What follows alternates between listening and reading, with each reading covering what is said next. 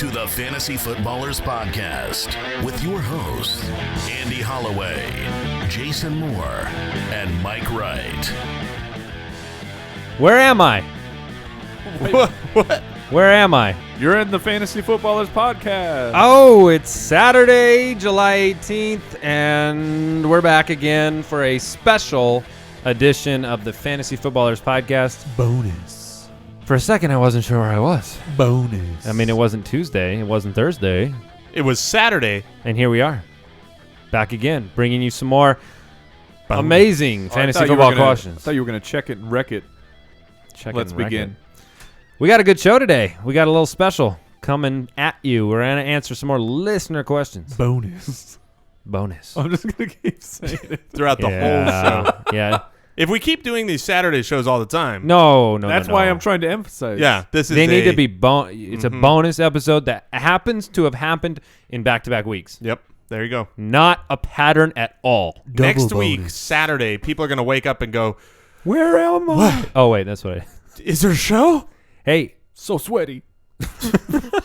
What's your quick question, Andy? Quick question for the day. How do you guys approach drafting a defense? Yeah. So yeah. No, that's a good thing to talk about. There's actually been a lot of questions that I'm having to filter, people asking about drafting a defense. I don't really care that much when I'm drafting my defense because I stream them throughout the entire year. What I will look for is what I see as the best week one matchup. That's how I draft them too. Me too. We got already. And in whatever best matchup is left, that's what I'll go with. Here's a piece of... Because it's draft season then, if the question is being asked right now, the question isn't, who do we get week whatever. We know the week one schedule. Who are you looking to draft? I don't know the week right, one and maybe that's a little too hard to put us on the spot. Way to set us up there, Jason. Well, then I've got the answer while you two do research. So these two guys, the problem is they're both good Ds, and so they're going to be drafted a little bit earlier, but I think they're worth, and by a little bit earlier, I mean the second to last round when people start doing it, these will be near the top. But the Jets and the Panthers are two teams that I really like this year. When we try to stream quarterbacks, we try to get one that we could play the whole year. So grabbing a good D is not a bad thing. And those two Ds play great week one matchups. I forget who it is. I think it's the Browns. Jets and the Browns. Yep. Jets are at home. And I think... Who was your other team? The Panthers? That's my favorite. I think it's the Jaguars. The Panthers we know are a good defense. I'll tell you. Right. They're going to go early, but the third team I'll add to that is the Bengals because they play the Raiders. Yeah, those three. Yeah, love it. The only thing I'll add to the equation is kind of a general understanding of how the defenses work year to year. Defense is one of the least consistent positions to predict because everybody looks at this strength of schedule before the season begins and this guy plays that team. That changes so much. I mean, it's very, very rare when a defense repeats. Yeah, I don't even know if it's happened in the last 10 years. And if it has, it's been, Seattle's in the top 5 for like 2 years in a row.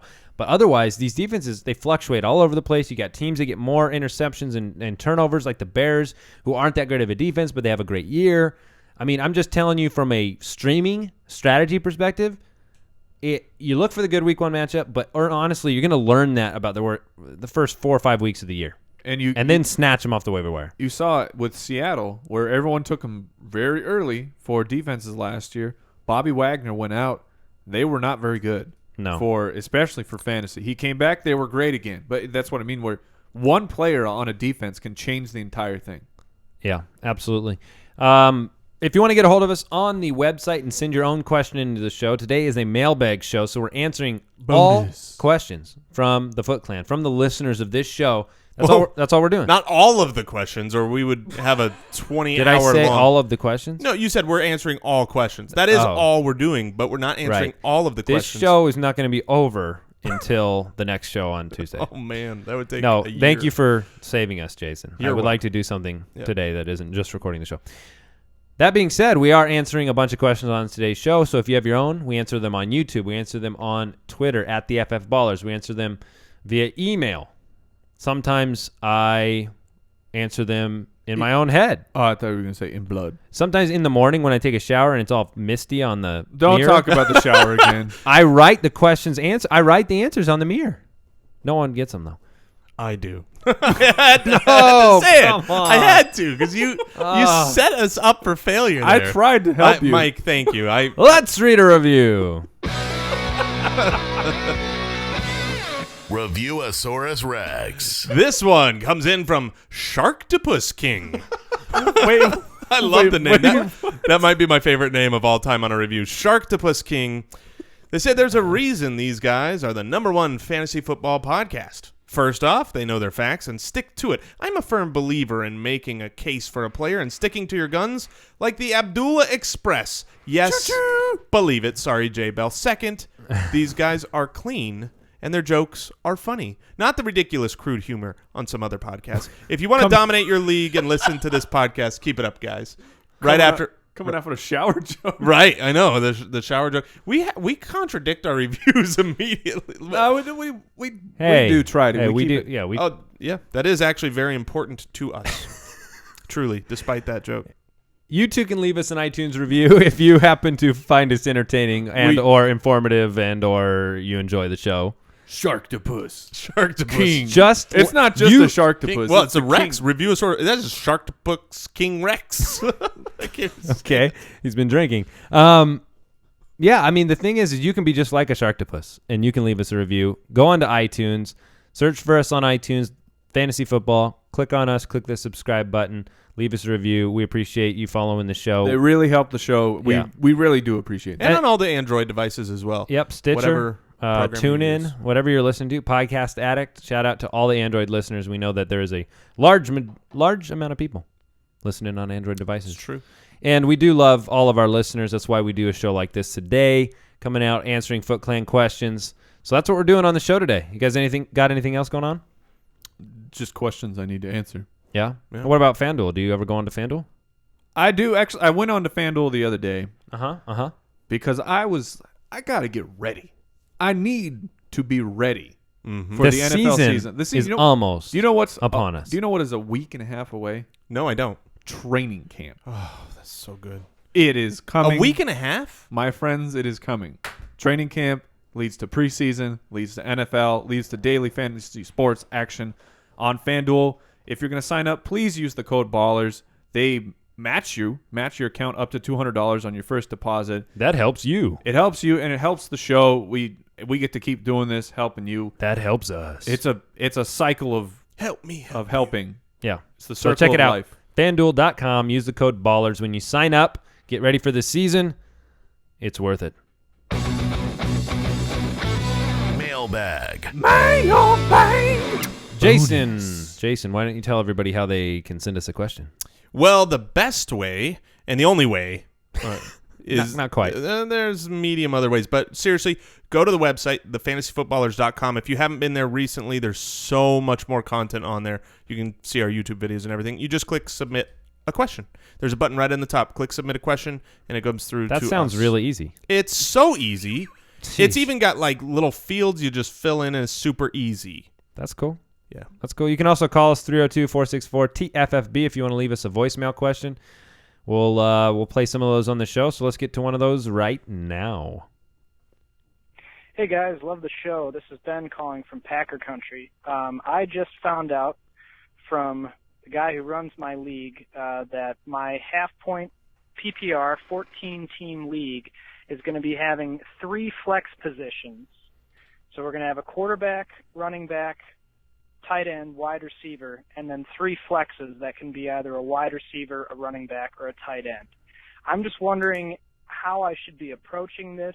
Should I be trying to get all wide receivers or all one position in those flex spots, or should I just kind of move forward as if it were 2 wide receivers, 2 running backs, and a tight end? Thanks. Love the show. Yeah. Thanks for the question. That's an interesting league format.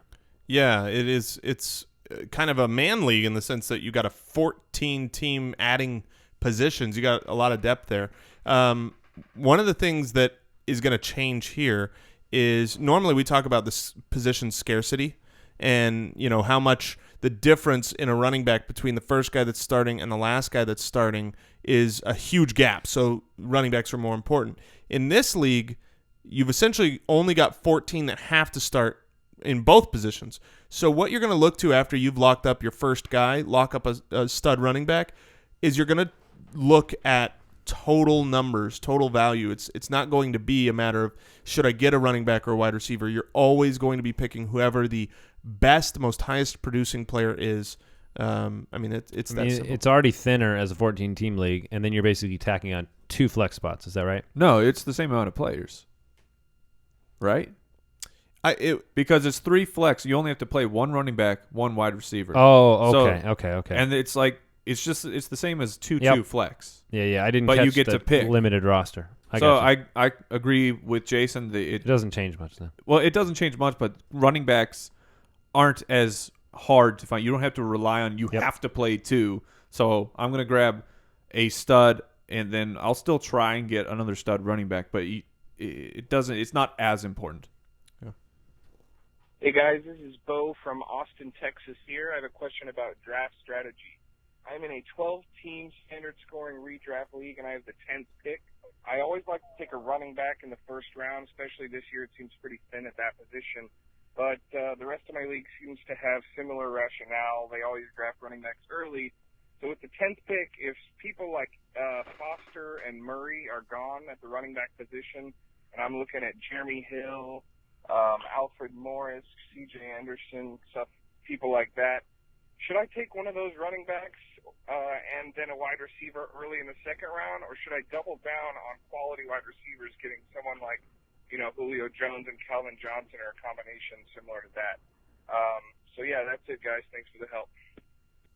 What do you say? If Jeremy Hill is there, then I don't mind that at all. I'd prefer not to take him in the first just because of ADP, thinking he's going to come back. But knowing your league is a very important thing. Knowing your owners, if you feel like he won't make it back because the league is so running back heavy, then I will take him, and then I'll probably take a stud wide receiver. If they are all gone, to Hill, it would like that tier of running back. You'd toss Hill in with the other guys you mentioned then, Foster. Yes, because I have Hill extremely high. That's what I figured. But if they're all gone, I don't mind you taking the 2 best possible wide receivers there, and then loading up on running backs in 3-4, like 3 through 6. Yeah, you have to know your breaking point and who those guys are. For me, I also add C.J. Anderson in there. I would take C.J. Anderson if he's there. Yes, I would add him too. The other guy you mentioned, like Alfred Morris, no way. You don't want Alfred Morris over the number 1 or number 2 wide receiver. It's tough because it's a 12-team league, so you know that the running back position is going to thin out even quicker than a 10-team league. So I agree with these guys. I think I'd like to take a running back, but if it is that breaking point, I'm not drafting Alfred Morris. I'll take a top-tier wide receiver. So thanks for the question. This one comes in from Josh C. from OKC. How is the Lev Bell suspension not a bigger issue? Do you still take him ahead of Marshawn Lynch? 3 games was much larger than the difference between in and out of the playoffs for a lot of fantasy teams last year. We don't disagree. I don't think. I think that the majority... That's a quarter of your season. I think that the majority of podcast analysts do disagree, and I also actually think that even the way that we talk about Lev Bell, they would disagree with what he's saying. Like, why... We might bump him down a spot or 2, but we're still picking him, 3rd, 4th? Yeah. My point was I'm agreeing with his factor about the 3 games is a big difference. Yeah. I'm not necessarily agreeing about... I don't think I take him over Marshawn Lynch. Yeah, me too. Well, Marshawn Lynch, you got to think a lot of these guys, Marshawn Lynch could miss 3 games. He's older. There's reason for that, but then you don't know when it is. You can't prepare for it. And Bell could get hurt too. Well, yeah. I mean, I'm just saying the nice thing about the suspension is you can plan for that later in your draft and go after guys like Trey Mason or guys that are going to have a good start to the year that you Chris can get Ivory, late. Right? Yeah, and plan for that, and then. The other reason is because the point differential on Lev Bell's good. Yeah, he was so good. He's a monster.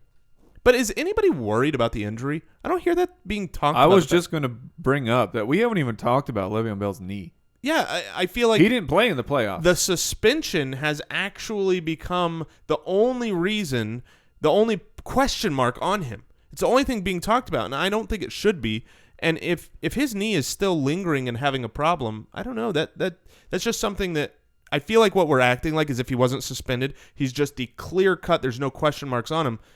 But yeah, he missed the playoffs and he's still got a knee problem. Yeah, there was a report on May 26th that his right knee was close to 100%, which led us to believe That's that 2 months ago. that the injury was worse. But he should be full go. You would think. And you know what? If he gets 3 games, he gets 3 more weeks to heal up his knee and then be a monster again. Yeah, I think it's just the talent. The reason he's staying at the top of boards is because he's just that good. He catches passes. He's on the field all the time. Yeah, exactly. But I none of us have him at number 1. That's for sure. Mrs. Fantasy Football Guru from Minnesota has this question for us. Skull. Who should I keep for my fantasy football league? Here are her options. Jordy Nelson for a 2nd, Julian Edelman for a 3rd, Jimmy Graham for a 4th, Kelvin Benjamin for a 4th, and Mike Wallace for a 9th. 12-team PPR league. 1 keeper? Do we know? She said who should she keep? So 1 keeper. Okay. This is interesting, and I'm actually going to go a little outside the box for you guys maybe. I'm taking Julian Edelman in the 3rd round, and that is my pick here. In a 12-team PPR, I'm not going to lose my 2nd-round pick, and I'm going to go Julian Edelman. Not shown on the audio version of the podcast. My eyebrows almost shot through my hairline. I know. Because I'm so baffled at taking Edelman in the 3rd round. They almost got all the way up to your man bun. Almost. They would have been a lot sexier. So you're Jordy Nelson. Yes. I'm going to take Jordy. I definitely like Jordy more in the 2nd. But will you read me those again? Jordy Nelson in the 2nd, Julian Edelman in the 3rd, Jimmy Graham in the 4th, Kelvin Benjamin in the 4th, Mike Wallace in the 9th. So there's really only one value pick, and that's Mike Wallace. No, that's not true. I think Jimmy Graham in the 4th is a value. Yeah, the gross value. Yeah, I know I'm higher on Jimmy than you two are. You have him higher than the 4th? Than the 4th round? I've never heard you say that. Have you always said you're he's higher than the 4th? So you're a 3rd round? Yeah, I've got Jimmy ranked as my number 2. I've got him ahead of Kelsey. So when you guys are willing to draft, Kelsey's the 4th for us. Yeah, so that's why it's not a value to me. Yeah. I'm just saying he's worth discussing. Okay. You took Edelman in the 3rd, so I think Jimmy Graham is definitely worth discussing. Yes, I would agree with that. But all that said, my pick would be Jordy as well. All right, there you go. Let's go ahead and grab another voicemail question here.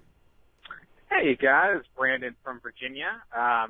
So I got a question for you. I'm in a very baby league. It's 8-team, but we're all dedicated, so I think it makes it pretty competitive. Half-point PPR. So my question is, when you're doing a draft with so little teams, it pretty much means that there are a lot more people getting studs. Pretty much every team has a good list of all-stars.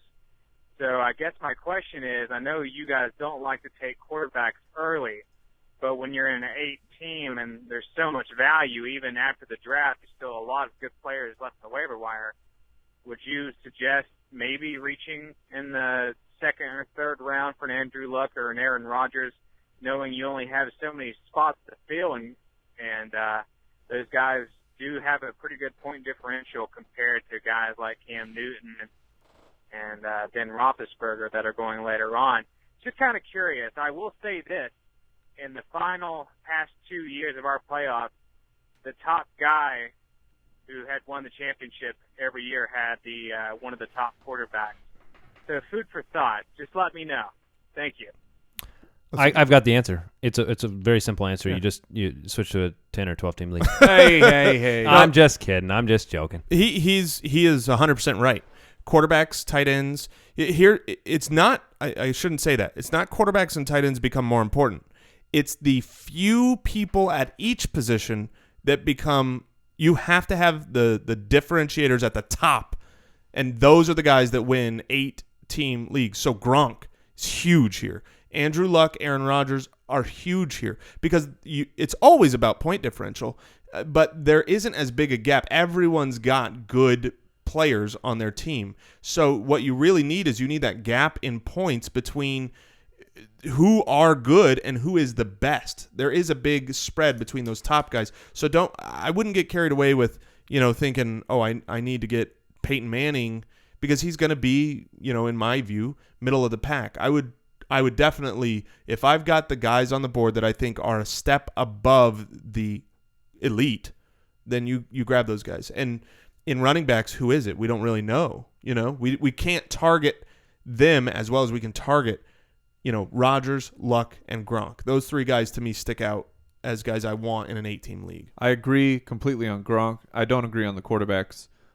because I think Peyton Manning still has a great year. I really like Matt Ryan, but in an 8-team league, I feel even more confident in my ability to stream the best possible matchup in the NFL with that little teams. As long as people aren't hoarding quarterbacks, your pool is even larger of guys that you can grab to play for a matchup.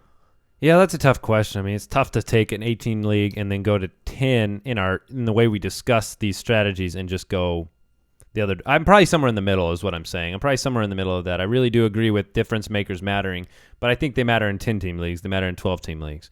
I had one thing. I've completely blanked to bring this up in the last show because I'm starting a movement. Mm-hmm. I'm starting a movement. I don't know how many of our listeners are familiar. I would think it's a lot. With the show The League on FXX, right? Hey, you want to push it. It's a really funny show, and it's a show about people who everybody play knows fantasy the league. football.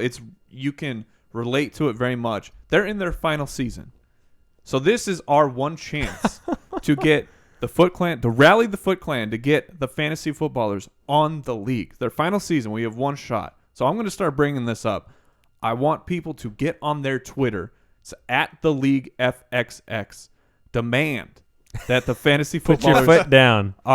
Get a guest appearance on the final season. I We're deplore. sending. We're sending. Not deplore. I implore. Master Shredder. Master Shredder and the Foot Clan. Get over there. Because it would just be awesome. It would be awesome for all of us. It would be awesome for the Foot Clan. At a minimum, we can really annoy whoever does their Twitter account. Yeah. And the cool thing is, when you see it, you would know that you were part of it. So what's the handle? At the League FXX. All right. Get on there. Demand the fantasy footballers. Yeah, you completely cut off my question. The movement. It was is over. beginning. No, it's good. Let's do another one. Hello, this is Foot Clan Spy number 409, calling you somewhere south That's and a good west one. of Maine. He can help. I'm getting in a new Dynasty league. No drafts. It's going to be an auction. It's standard 12-team. No point per run or anything like that.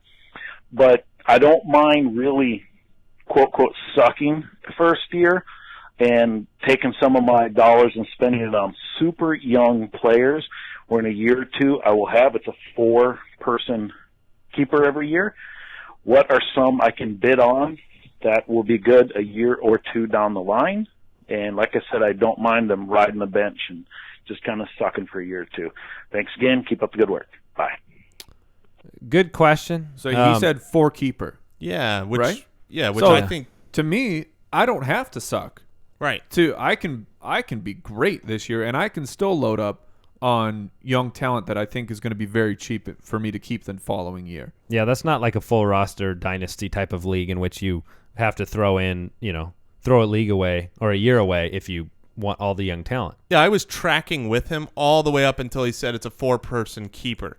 As soon as I knew you only keep 4, you're not really going to be keeping guys that are a year or two away. You're just not. You're going to be keeping your better guys anyways. So, well, if you want a few names in that category, let's give them late. There are several that happen to be rookies in that category.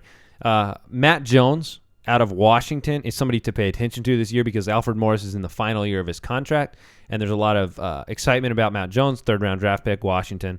Amir Abdullah is absolutely in that category. He might cost a little bit more, though. He might cost a little Phillip bit more. Dorsett. But he could contribute to you both directions, by the way. Yes, he can. He could contribute this year and hugely next year. Yes. Yeah. Phillip Dorsett, I think, is a great one. You're on, the wide receiver for the Indianapolis Colts. Yeah, you when you got Andrew Luck throwing you the ball and you're a phenomenal talent, but there's just people ahead of you down the line. He'll be great. And I also think Javorius Buck Allen. That might be a couple years though.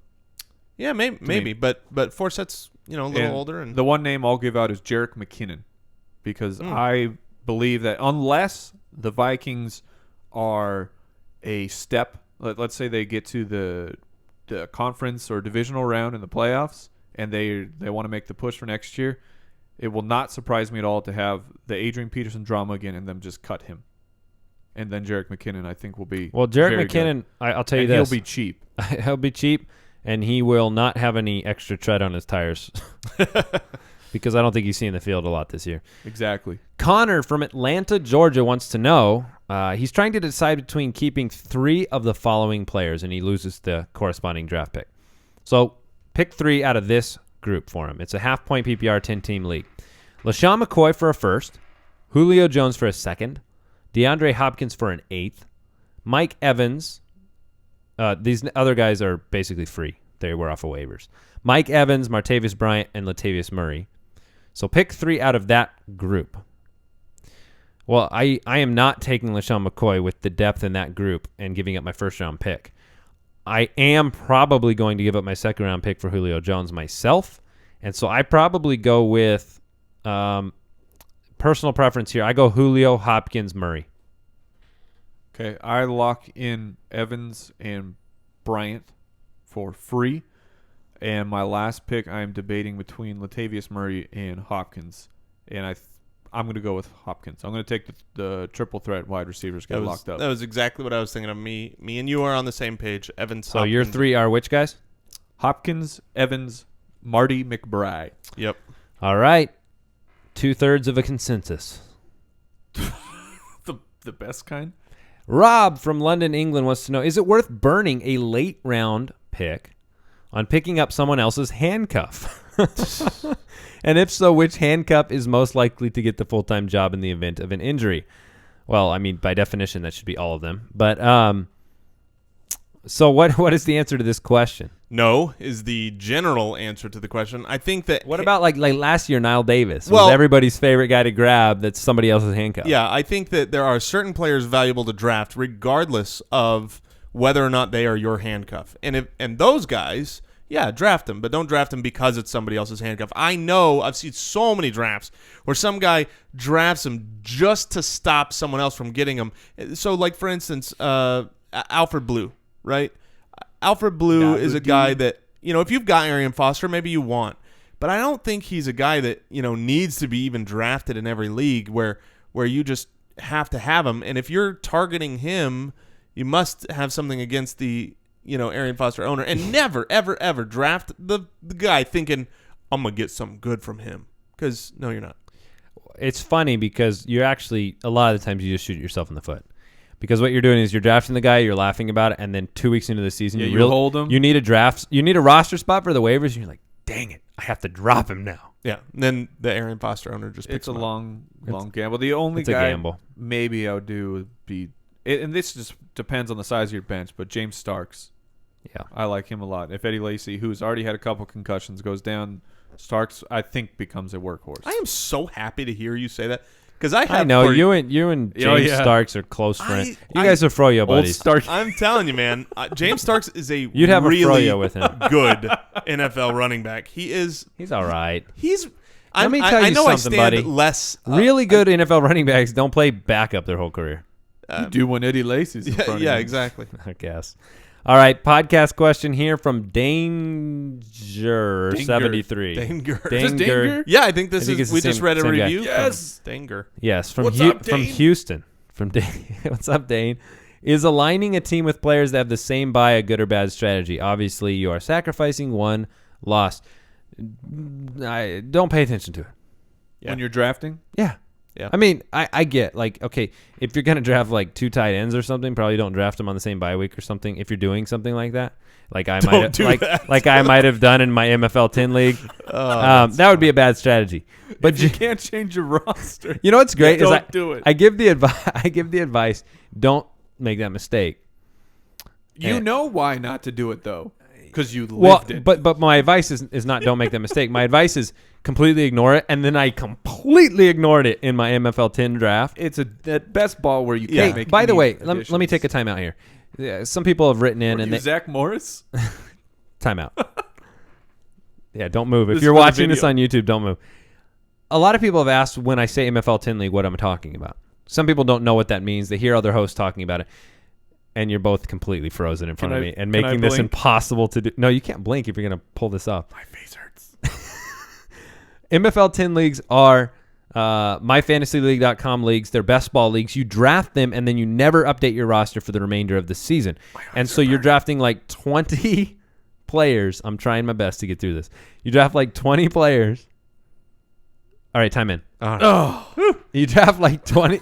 You draft like 20 players, and you don't change your roster. Certain amount of guys start, certain amount of guys sit. So if in my instance, one of my leagues, I happen to draft 2 tight ends that have the same bye week, I'm getting no points for tight end that week.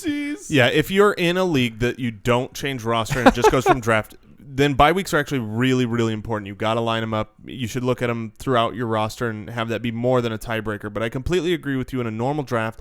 Don't use it as anything but a tiebreaker. And don't go in with the strategy of thinking, I'm going to get all the guys who got the week 7 bye, and I'll just sacrifice that week. I've thought that. Like, I remember a decade ago I tried that when I was a fool. And then, you know what I realized? Not all my guys are on week 7. I still have bye weeks all the time, and I lost some of those weeks, and then I just got crushed in week whatever. Yep. Don't do it. Yeah, fair advice. Adam from Milwaukee wants to know. He says he loves this show. He's been putting in hours of mock drafts. Hopefully you've been doing that on FantasyDraftWizard.com. You'd be doing minutes. Wow.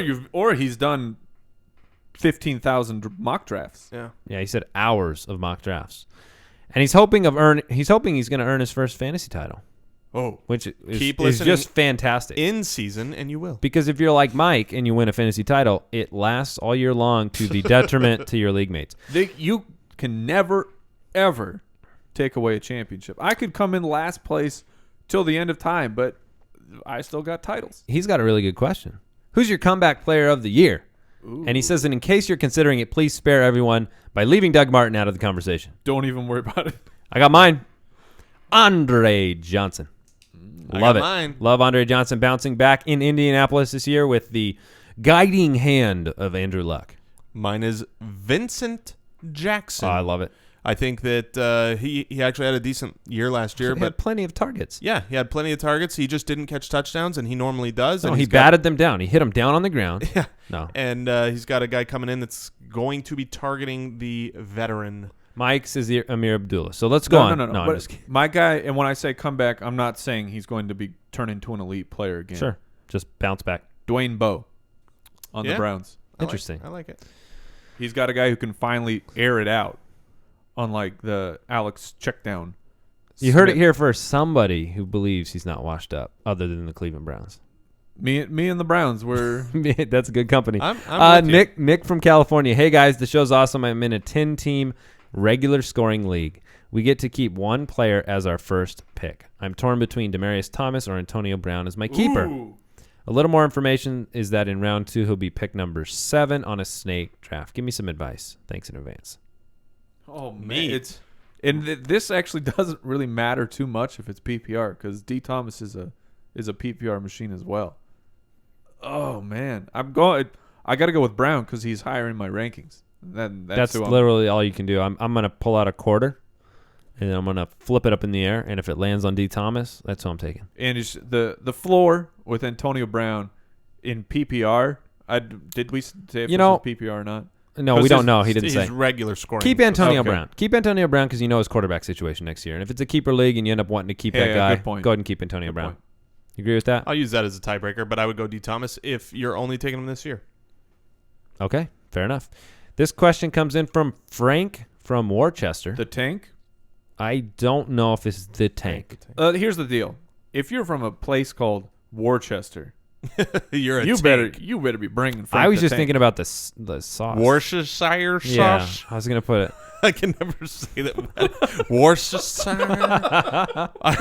Please, if you sell that sauce, don't hire us to be your sponsor. No.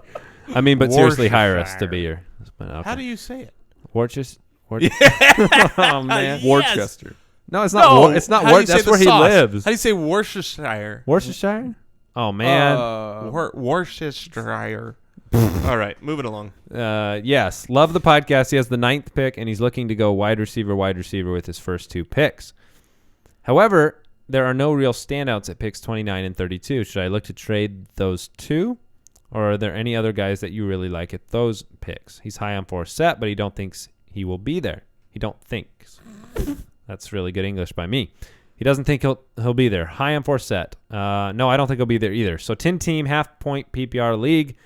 No, okay, hold on. 10-team at pick 29? Yeah. He'll be there. Yep. He'll be there. So you agree with the strategy? Go wide receiver, wide receiver?